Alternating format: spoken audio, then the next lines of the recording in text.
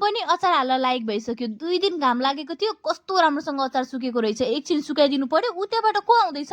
आन्टीले दिएको पैसाले आज त चाउचाउ र बिस्कुट खान्छु मस्तसँग ओहो किन पेट दुखिरहेछ आज एकछिन टोइलेट गएर आउनु पर्यो ओहो यहाँ त कसले राखेको रहेछ चाउचाउ र बिस्कुट ओरोपोरो त कोही पनि हुनु न त मेरै लागि होला मेरो घरमा राखेपछि त लगेर जानु पर्यो कोठातिर मैले राखेको चाउचाउ बिस्कुट खोइ कसले कहाँ राखिदियो कसले लग्यो कि क्या यो ब्यागमा छ कि खै हेरौँ त यसमा पनि छैन 1 मिनेट यो बिस्कुट चाउचाउ खाने भनेको एउटा मात्रै छ घरमा पक्कै दिदी हुनुहुन्छ होला दिदी आज त चाउचाउ र बिस्कुट खान मस्तले पाइयो अब ऊ आउनुभन्दा अगाडि नै खाएर सक्छु म ओए मेरो चाउचाउ लगेर होइन कति छिटो खान लाग्यो दे मेरो चाउचाउ होइन मेरो मैले मुवाले दिनुभएको मेरो भनेको सुन न दे अझ लडाइँ खोल्छस् मसँग लडाइँ खोज्नु खोज्छै तैँले त मलाई चाउचाउ लगेर मेरो लुट्छस् किन हाने कि रे मलाई अब त तेरो त खेरै छैन रोक मलाई रोक लु खेल्न आउँछस् लु फाइट लु अब रोक अर्कोचोटि रोक